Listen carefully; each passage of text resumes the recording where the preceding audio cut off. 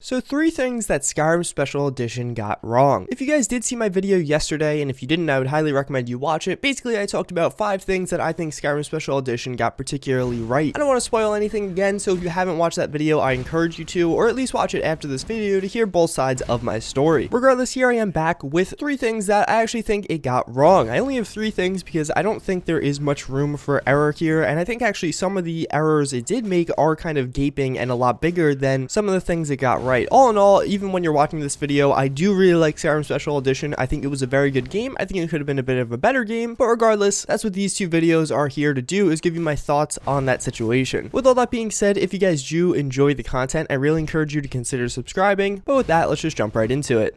So actually, before I get into the first one, I do want to recommend you guys watch to the end of this video. Although again, these are 3 individual kind of ideas as the things I do think Bethesda got wrong. They're all wrong, I think, for one big reason, and I'm going to talk about that after I kind of establish the 3 individual factors. But with that, the first thing I think it got really wrong was the actual remaster. Skyrim Special Edition is, again, supposed to be a remastered version of Skyrim. So what does that actually entail? Well, first and foremost, obviously some god rays and some other just kind of lighting changes to make things look a bit better in general. That is definitely noticeable. I actually talked about this as one of the pros in my previous video. On top of that, it is 64-bit now, which again, a very good thing to have. And I think also it actually made some of the water flow a little bit better, which even there, a very good thing to have. But that's it. There's actually a lot more that is wrong with the game than right with it in my eyes. A number of the different textures and sound files were actually compressed down and actually saved as worse off files than initially. So by that I mean they were in a less optimized and less usable format than in the original Skyrim, although having the exact same appearance aesthetically. And really, just to build off that, the textures aren't really changed. All the textures in Skyrim Special Edition are almost exactly the same, which, like, isn't that the point of a remaster 90% of the time, is to make the game look a lot better? Again, yes, I do think the lighting changes are huge, especially for console users who can't really download an ENB and don't have other options for making the lighting look so much better. But at the same time, console users also have a pretty substantial limit to what they could download as far as mods go, that being 5 gigabytes. Well, texture mods, by their nature, actually are pretty massive. They're pretty big file sizes, and honestly, they take up a lot of different space. Things like Skyland as well as Vivid Landscapes are both about a gigabyte each. So let's say you want to use both of those, which I highly recommend doing because they do affect different textures. That's going to be 2 of your 5 gigabytes used right off the bat. And that's not even everything. There's still a lot of other stuff that you still have to download textures for. So although yes, Bethesda may have been like, oh, they'll just be mods for some of these different textures, I think that's just being lazy, and they should have went and really redone a lot of the different textures in the game. And then even to build off that, look at PS4 users. They can't download a lot of these mods, so they're stuck playing a game that looks really not that good, and they don't even have a mods to fix that. All around, I think this was a huge kind of mistake. I understand why they did it, because they didn't want to invest the time and money into actually overhauling the textures, but I feel like it should have been done.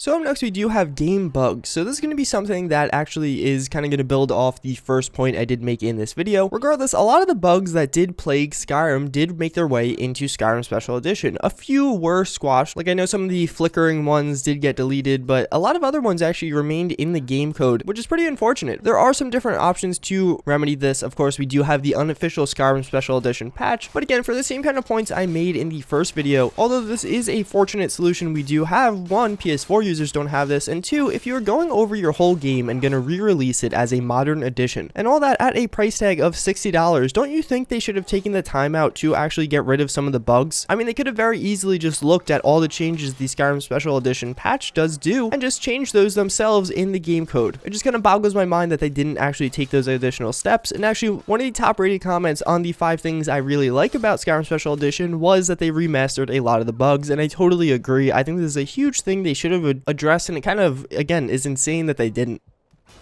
So last but not least, we do have price, and I think some people may be kind of disagreeing with me here, but just hear me out for a little bit. So obviously for PC users, as long as you had the Legendary Edition of Skyrim, which basically meant you just had to own all the DLC, you did get Special Edition for free. But if you are a PS4 or an Xbox One user, you did have to rebuy the game, as well as your save games didn't transfer. And you had to rebuy the game for $60. Well, where do you find that $60 of value? And this is again what I meant when I said I think it was an overarching theme. What did Skyrim Special Edition itself actually do? do. It added some cool God Ray effects, it changed the way rain works, and of course it made the game 64-bit, allowing you some more modding options. But at the end of the day, that's really it. Would you pay $60 for a game that just did that, even though it was a game as good as Skyrim? Personally, I wouldn't, and I can't imagine many of you would either. I actually asked this in my previous video of this series. So what did you actually pay $60 for? Well, you paid $60 for the ability to download mods on consoles. Who's making those mods? PC users. How much are they getting paid for that? Nothing. I just really don't agree with this system. Obviously, paid mods was something Bethesda tried to implement and it did not work at all, but basically what they're doing here is they're giving a copy of the game for free to PC users so they know they'll start making mods for it and integrate into the new system so they can monetize the console users who are going to buy the game simply because there's going to be mods available for it. At the end of the day, Bethesda had to do very little on their side to make a lot of money. I don't actually know how many copies of Skyrim Special Edition did sell because it's not publicly available figures, but I imagine they made in the tens of millions off of this game, and I can't even imagine they put in the hundreds of thousands into it. Obviously, yes, they are hosting a lot of these mods, so that's going to have some pretty steep file server costs and stuff like that, but still, I think they are making out very well on this game, and I imagine that's why we're going to see more remasters in the future. Fortunately, they managed to make it so everyone was relatively happy this time around, but I still don't think that makes it justified. If I told you a game company was going to make some slight modifications to their game and re-release it at a $60 price tag, the only thing they're going to do now is allow you to download other people's content, wouldn't you think that's kind of scummy? Again, I definitely think Skyrim Special Edition is a very good game, and I think console mods are an awesome thing and a real big feat to have in the gaming industry. But that doesn't take away from the fact that modders are not getting paid, and it's very unfortunate that a game company as big as Bethesda will willingly take advantage of them just to monetize a platform that didn't previously have the access to it. It would have been awesome if they took some of that revenue made from the game and given it back to the modding community, but unfortunately it doesn't seem like we're going to see that. That's going to pretty much wrap it up for this video, guys. If you did enjoy, I highly recommend you guys leave a like or a comment on the video. Let me know in the comments down below what's something you don't agree with for this video or you do agree with. What do you think Skyrim Special Edition got wrong? And if you did watch to this point in the video, comment patch down below. With all that being said, I thank you guys for watching again, and I hope to see you all next time. Later.